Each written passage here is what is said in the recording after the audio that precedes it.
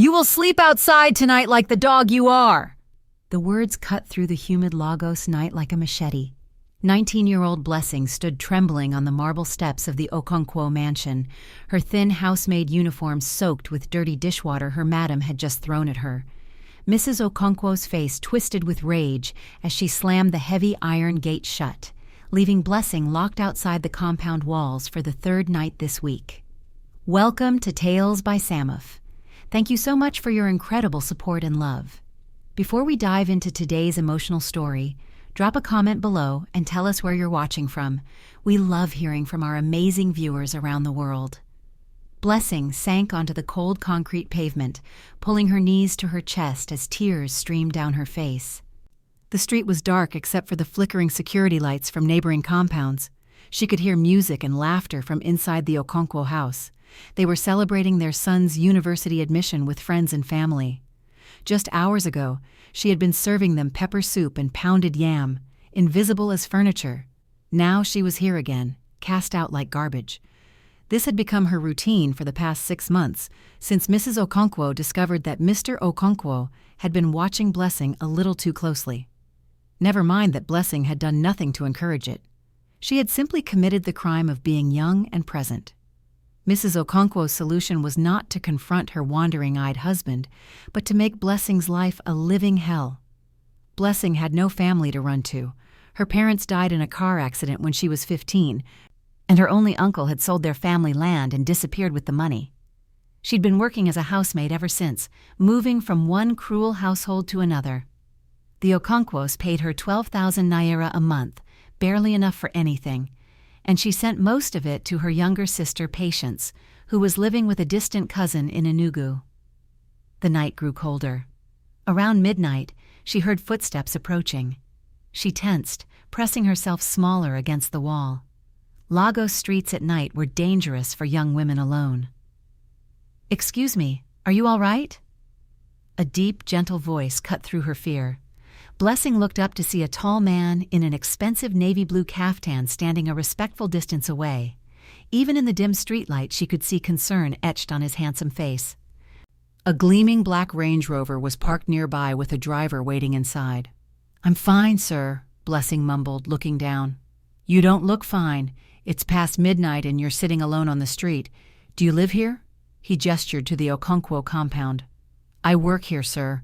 I'm just taking some air." The man studied her for a moment. "What's your name?" "Blessing, sir." "I'm Emmanuel. Emmanuel Nwosu." He paused. "Blessing, I don't know your story, but I know what it looks like when someone has nowhere to go.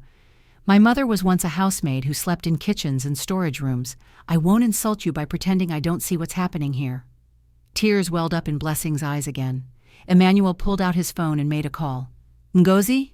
Yes, I need your help. I'm bringing someone who needs a safe place to stay tonight." He turned back to Blessing. "I have a sister who lives nearby. She's a nurse, very kind. You can stay there tonight, have a proper meal and a real bed. Tomorrow, if you want, we can talk about finding you better work. No strings attached. I promise you that on my mother's memory." "Why would you help me, sir? You don't know me." "Because someone once helped my mother when she had nothing. Kindness is a debt we pay forward, not back." Emmanuel smiled softly. "Just trust me enough to get off this cold street tonight." Something in his voice made Blessing believe him. She slowly stood up. Emmanuel maintained his respectful distance and gestured toward his car. That night, Blessing ate her first proper meal in weeks at Ngozi's home, jollof rice with chicken, plantain, and fresh salad. She bathed in warm water with scented soap and slept in clean sheets. For the first time in months, she felt safe. The next morning, Emmanuel returned. Over breakfast, Blessing told them everything. Emmanuel listened without interrupting, his jaw tightening with anger at certain parts. "You deserve better than this," he said firmly. "I'd like to offer you a job managing one of my rental properties. You'd collect rent, coordinate repairs, keep things clean. The pay is 80,000 naira monthly, and you'd have your own one-bedroom apartment. Would you be interested?" Blessing's hands trembled. "Yes, sir, thank you." Over the following weeks, Blessing moved into her new apartment and began training with the retiring property manager. The work was challenging but rewarding. Emmanuel checked in regularly, always professional and kind. 3 months passed. Blessing thrived in her role. Emmanuel's visits became more frequent, and their conversations stretched longer. They discovered shared interests. Both loved old Nollywood movies, both were morning people, both believed in hard work and kindness. One Saturday evening, Emmanuel invited Blessing to dinner. "Blessing," he said over suya, "I need to be honest with you. I've developed feelings for you, real feelings. But everything I've done, the job, the apartment, you earned those. If you don't feel the same, nothing changes." Blessing stared at him, her mind racing. "I feel the same way," she whispered. "I felt it for a while." Emmanuel reached across the table and gently took her hand. "Your circumstances don't define your worth." They never did. Their relationship blossomed over the next 6 months. When Emmanuel finally proposed at his mother's grave, Blessing said yes through happy tears. But as Emmanuel slipped the ring on her finger, neither of them noticed Mrs. Okonkwo watching from behind a nearby mausoleum. Her eyes narrowed with bitter recognition as she watched her former housemaid embrace one of Lagos's most eligible bachelors. What would you do if someone who once treated you like nothing saw you rise to greatness? Hit like if you believe in destiny and comment below where you're watching from. Don't forget to subscribe and turn on notifications. This story is just getting started. What do you think Mrs. Okonkwo will do next? Comment below. The wedding preparations consumed the next 3 months with joy Blessing had never imagined. Emmanuel involved Blessing in every decision. They chose an elegant venue in Victoria Island, selected the best caterer in Lagos, and hired a traditional dance troupe. Ngozi became Blessing's chief bridesmaid and constant support. Blessing's sister Patience traveled from Enugu, crying with happiness. Emmanuel paid for Patience's university enrollment as a wedding gift, ensuring both sisters would have the education their parents had dreamed of. The wedding day arrived with perfect weather. Blessing wore a stunning white gown with gold embroidery. When she walked down the aisle, Emmanuel's eyes filled with tears. "You're the most beautiful thing I've ever seen," he whispered. The ceremony was perfect. The reception was filled with music, dancing, and genuine celebration. Emmanuel's business partners praised both him and Blessing's character. Several tenants from her property management job came, sharing stories of her kindness. But among the 500 guests, Mrs. Okonkwo watched with poison in her heart. She'd crashed the reception, positioning herself strategically to observe. As she watched Blessing laugh and dance, Mrs. Okonkwo's mind burned with resentment. How dare this common housemaid rise so high? Mrs. Okonkwo pulled out her phone and began typing messages to her network of society friends. "Do you know who Emmanuel Nwosu married? My former housemaid. She must have used charm or trapped him somehow. We need to investigate this girl's background." The messages spread like wildfire through Lagos elite circles. By the time Blessing and Emmanuel left for their honeymoon in Dubai, whispers had already begun. The newlyweds spent 2 blissful weeks in Dubai, completely unaware. Emmanuel showed Blessing luxury hotels, desert safaris, romantic dinners overlooking the city. But more than the extravagance, Blessing cherished the quiet moments, morning coffee on their balcony, late-night conversations about their dreams. "I never thought happiness like this existed," Blessing told him one night. Emmanuel kissed her forehead. "You deserve this and more. You've brought light back into my life." They returned to Lagos, excited to start their married life. Emmanuel had purchased a beautiful 5-bedroom house in Lekki as a surprise. They moved in together, and Blessing continued managing Emmanuel's properties while taking online business courses. Life was perfect for exactly 3 weeks. Then the poison Mrs. Okonkwo had been spreading began to bear fruit. Emmanuel's business partner, Chief Obiora, invited them to dinner. His wife, Mrs. Obiora, was cold and distant to Blessing, asking pointed questions about her family background and education. "Marriage in our circles requires certain breeding," Mrs. Obiora said with a sweet smile. "I hope you're taking etiquette classes." "I'm always willing to learn, Ma," Blessing replied calmly. "Oh, I'm sure he has," Mrs. Obiora said, her tone dripping with implication. "Men can be so generous when they're enchanted." Emmanuel's jaw tightened. "My wife doesn't need etiquette classes, Mrs. Obiora. She has integrity, kindness, and genuine character. Perhaps those are things money can't buy. The dinner ended early. Similar incidents multiplied. At a charity gala, women treated Blessing with contempt. They whispered when she passed, examined her clothes critically. One woman asked loudly, "Did she pick that dress herself, or did someone with actual taste help her?" Emmanuel began declining social invitations, but that only fueled more gossip. The breaking point came at Emmanuel's company anniversary celebration. Mrs. Okonkwo was there as Chief Obiora's guest. During Emmanuel's speech, Mrs. Okonkwo stood up suddenly. "Emmanuel, everyone deserves to know the truth about your so-called wife." The room fell silent. "This girl was my housemaid. She scrubbed my toilets, and now she's here, pretending to be one of us? Everyone should know what kind of gold-digging girl has trapped our dear Emmanuel." Gasps rippled through the crowd. Phones came out recording. Emmanuel's voice was ice-cold fury. "Get out!" "I'm just telling the truth," Mrs. Okonkwo continued. "I said get out!" Emmanuel's roar silenced her. He strode across the room. "You dare disrespect my wife? Yes, Blessing worked as a housemaid, honestly, with dignity. She survived your cruelty. Her past is not a shame. It's a testament to her character." He addressed the entire room. "My wife's background is no secret. I am proud of her. She has more integrity than half the people here. If anyone has a problem with who I married, there's the door." Security escorted Mrs. Okonkwo out. Several people left, but many more approached Blessing and Emmanuel, offering sincere apologies. That night, Blessing cried in Emmanuel's arms. "I've brought you nothing but trouble. Stop." Emmanuel tilted her face to look at him. "You've brought me joy and light. Those people are miserable. Mrs. Okonkwo sees your happiness and it burns her." But as Blessing drifted to sleep, she couldn't shake the feeling that Mrs. Okonkwo wasn't finished. And she was right. At that moment, Mrs. Okonkwo sat typing furiously, crafting emails to Emmanuel's business clients, hinting at concerns about his judgment.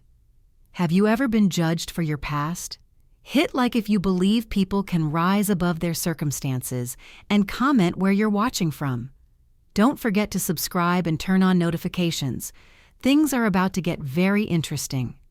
What do you think Blessing should do about Mrs. Okonkwo's attacks? Comment below. The attacks continued relentlessly. Anonymous blog posts appeared online with headlines like "From Maid to Millionaire's Wife, the Suspicious Rise of Blessing Nwosu." The articles were filled with lies designed to paint Blessing as a manipulative gold digger. Emmanuel's lawyers sent cease and desist letters, and most blogs took down the content, but screenshots had been shared thousands of times.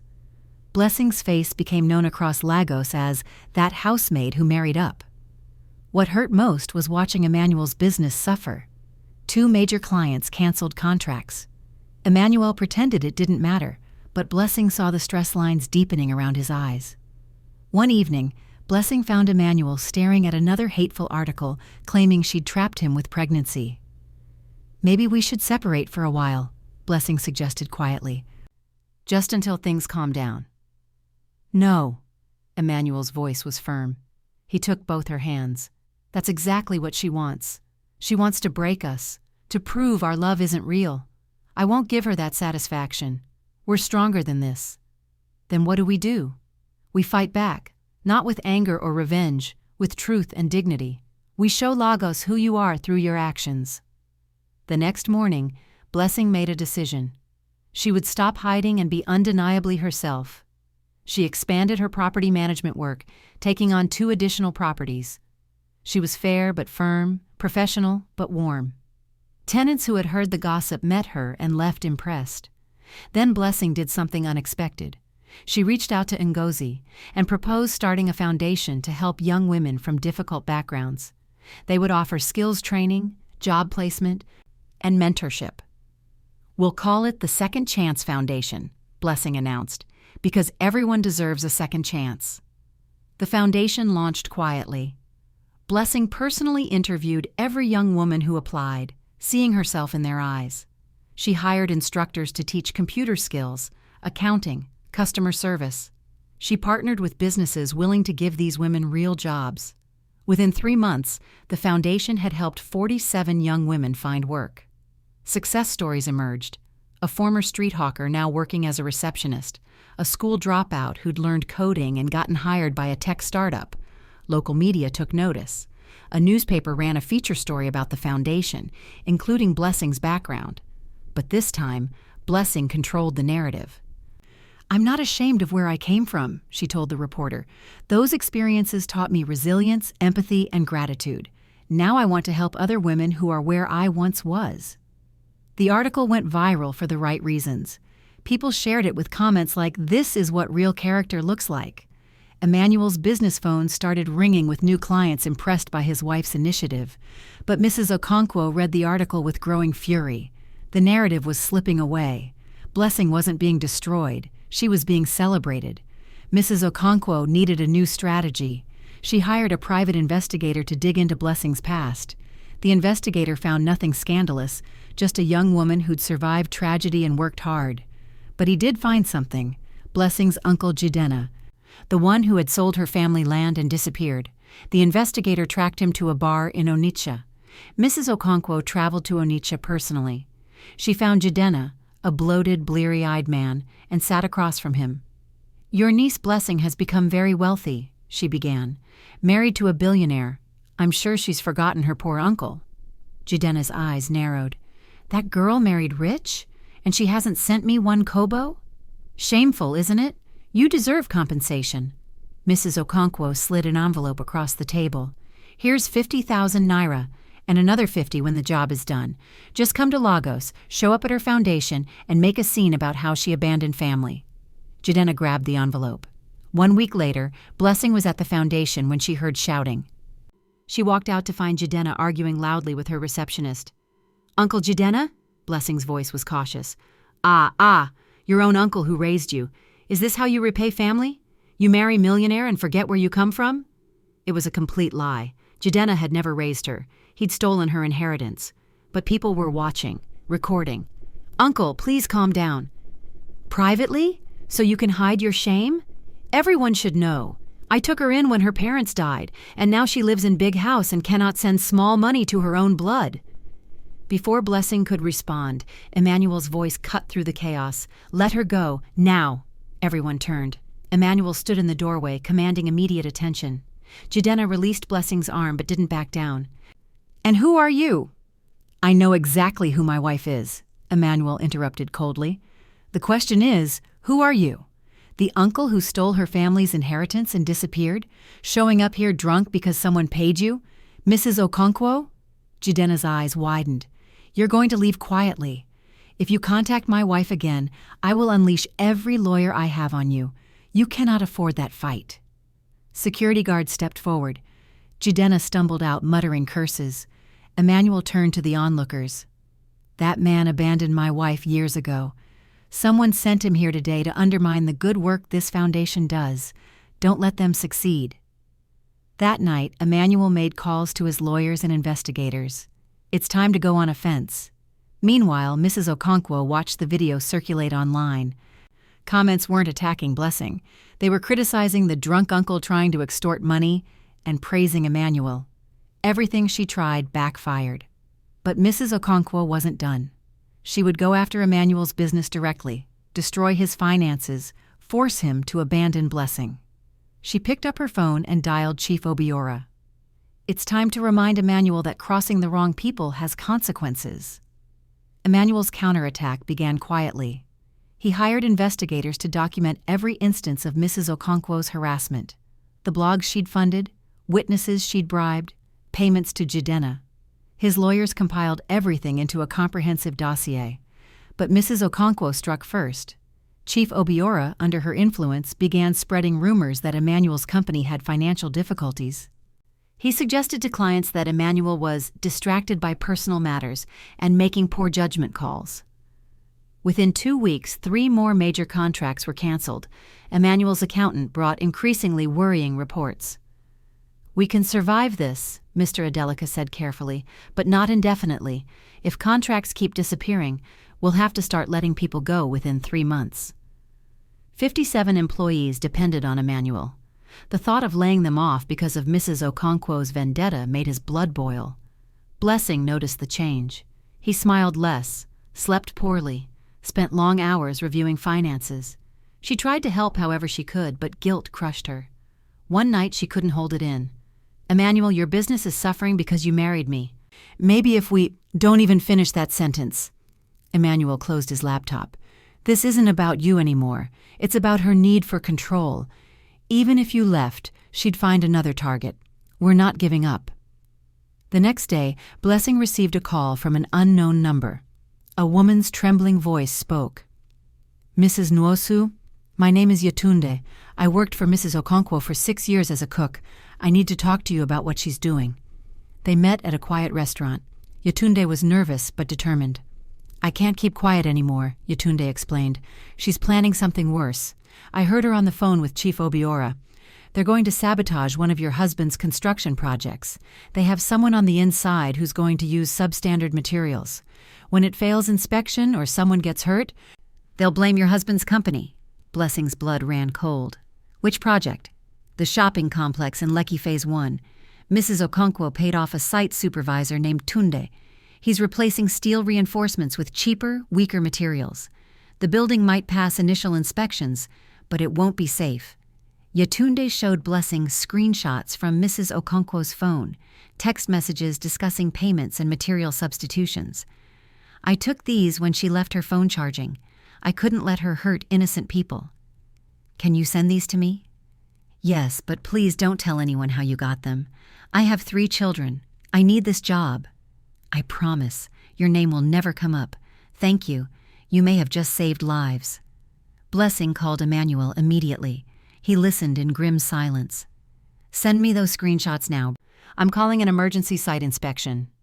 Emmanuel contacted an independent engineering firm for a surprise inspection that afternoon. The inspection revealed substandard steel reinforcements, though they hadn't been installed yet. They also found forged quality certificates. Emmanuel confronted Tunde in front of the project team. "Who authorized these materials?" Tunde went pale. "The supplier said they were equivalent quality." "Equivalent? These reinforcements are rated for half the load capacity we need. People could have died." Emmanuel held up the certificates. "These documents are fake. You accepted bribes. Who paid you?" "Nobody paid me." "Tunde, I have evidence. Text messages, payment records, everything. Tell me the truth now, or tell it to the police later." Tunde crumbled. Through tears, he admitted Chief Obiora had approached him with Mrs. Okonkwo's plan. They'd offered him 2 million naira. "You're fired. Security will escort you out. My lawyers will be in touch regarding criminal charges. I want the names of everyone involved." That evening, Emmanuel met with his lawyers and presented all evidence. The lawyers verified everything. "You have enough for criminal charges," the lead lawyer said. "Fraud, bribery, conspiracy.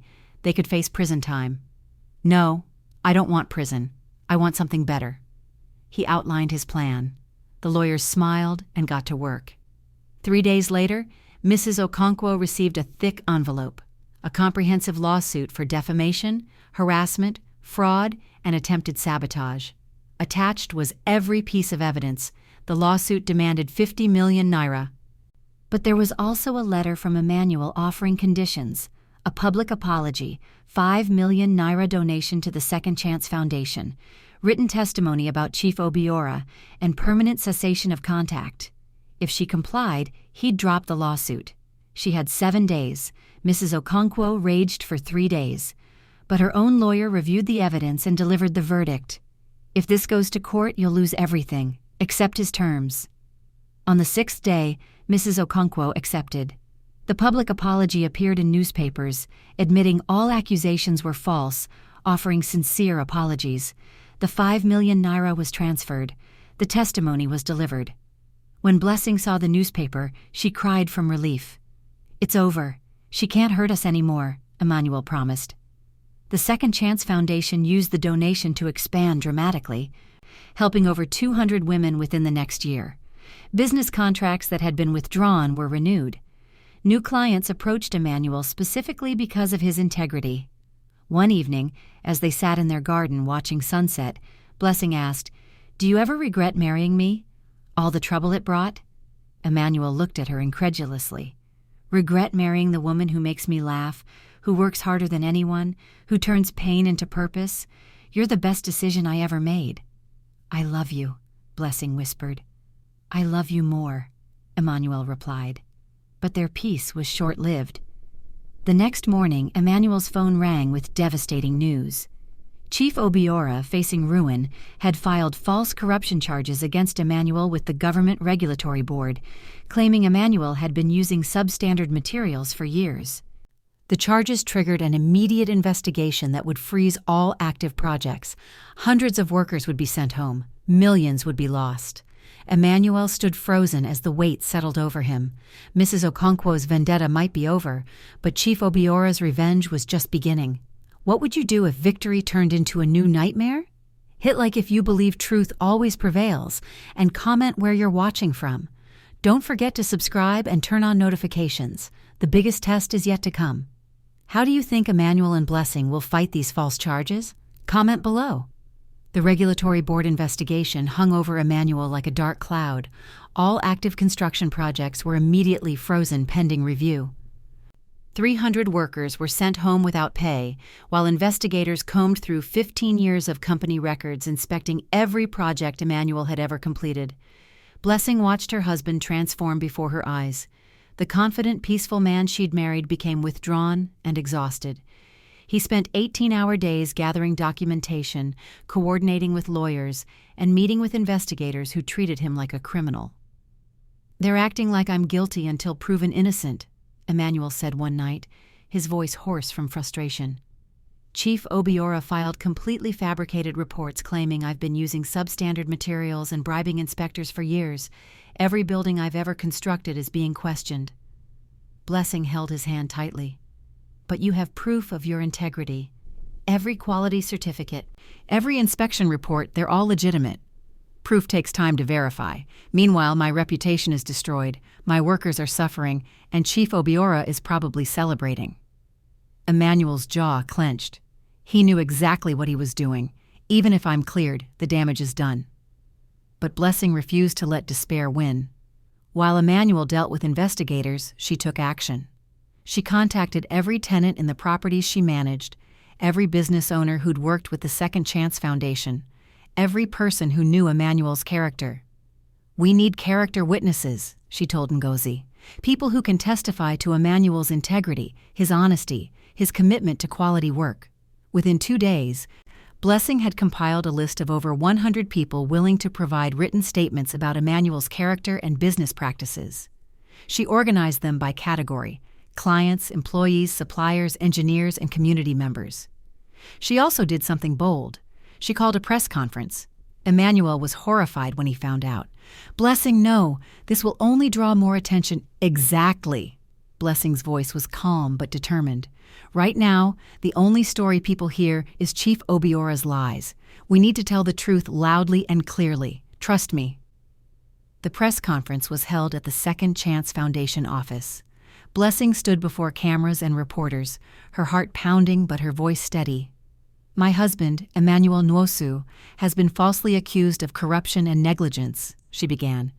"These charges were filed by Chief Obiora, a man currently under investigation himself for attempting to sabotage one of my husband's projects with substandard materials. This is retaliation, pure and simple." She presented the evidence methodically: documentation of Chief Obiora's sabotage attempt, Tunde's confession, the forged quality certificates, and Mrs. Okonkwo's involvement. Then she presented the character witness statements, reading several aloud. "Emmanuel Nwosu built my family's home 15 years ago," one statement read. "That house has survived floods, storms, and time without a single structural issue. His work is impeccable." Another from a former employee: "I worked for Mr. Nwosu for 10 years. He never once asked me to cut corners or compromise safety. If anything, he over-engineered everything to ensure quality." Blessing looked directly into the cameras. "My husband has spent 15 years building a reputation on integrity and excellence. Chief Obiora is trying to destroy that in revenge for being exposed. I'm asking the public and the regulatory board to look at the evidence, not just the accusations.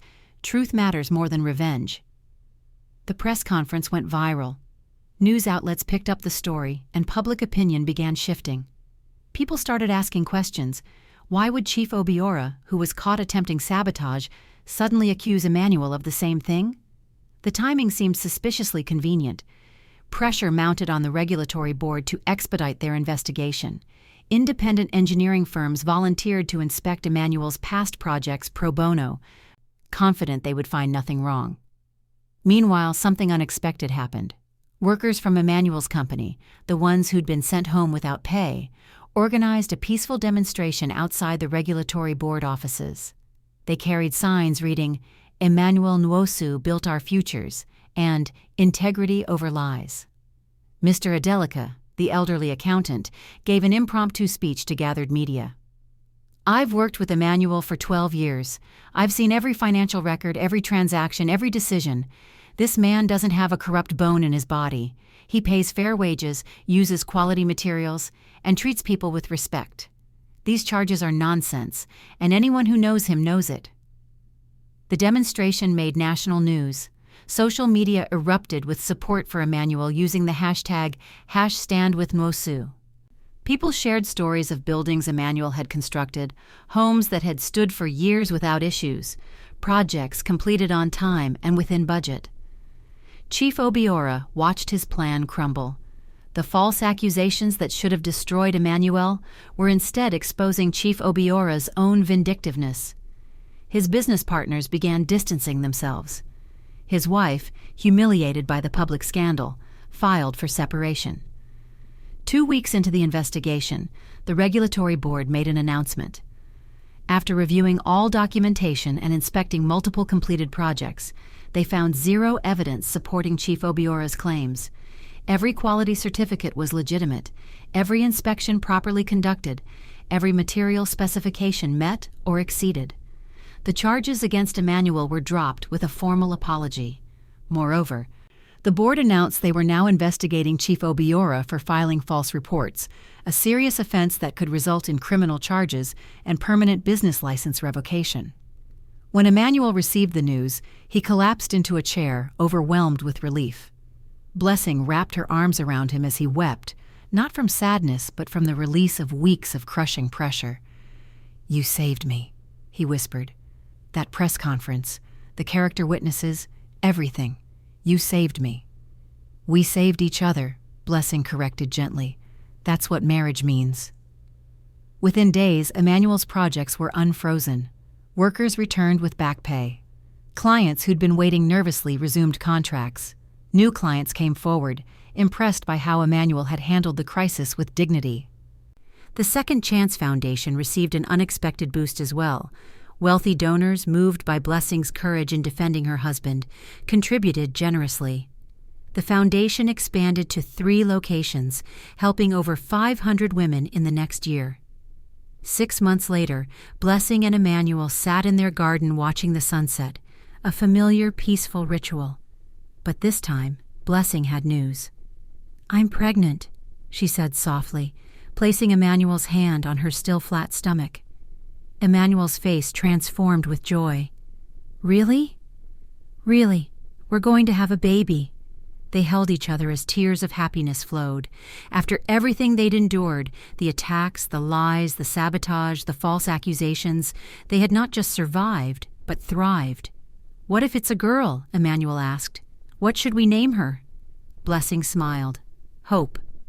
We'll name her Hope, because that's what we never lost, even in the darkest moments." As the sun set over Lagos, painting the sky in brilliant oranges and purples, Blessing reflected on her journey. From a housemaid sleeping on cold streets to a wife, foundation director, and soon-to-be mother. From being treated like nothing to building something meaningful. Mrs. Okonkwo's bitterness had tried to destroy her. Chief Obiora's revenge had tried to break them. But love, truth, and resilience had proven stronger than hate. Blessing learned that your past doesn't define your future. Your character does. That kindness given freely returns multiplied. That standing firm in truth, even when it's difficult, eventually prevails. And most importantly, she learned that sometimes the people who try hardest to tear you down only reveal how high you've actually risen. Emmanuel kissed her forehead. "Thank you for fighting for us, for never giving up. "Thank you for seeing me when I was invisible," Blessing replied, "for loving me when I had nothing to offer but myself." "You've always been enough," Emmanuel whispered. "More than enough." In another part of Lagos, Mrs. Okonkwo sat alone in her mansion, her marriage cold, her children distant, her reputation tarnished. She'd spent months trying to destroy Blessing's happiness and had only destroyed her own peace. Chief Obiora faced criminal charges, bankruptcy, and divorce. His attempt at revenge had cost him everything. But Blessing and Emmanuel, they had each other, a growing family, a thriving business, and a foundation changing hundreds of lives. Their story became legendary in Lagos, not as a scandal, but as a testimony to the power of genuine love and unwavering integrity. Years later, when their daughter Hope asked about how her parents met, Blessing would smile and say, "Your father found me on the darkest night of my life and offered me light. Then we spent the rest of our lives sharing that light with others." And that, ultimately, was the greatest revenge against bitterness and cruelty, building a life so full of love, purpose, and joy that the darkness couldn't touch it. If this story touched your heart, hit that like button and subscribe for more inspiring African tales. Share this video with someone who needs to hear that their past doesn't define their future. Comment below. What lesson did you take from Blessing and Emmanuel's journey? We love hearing from you. Remember, kindness always wins, truth always prevails, and love conquers all. Until next time on Tales by Samif.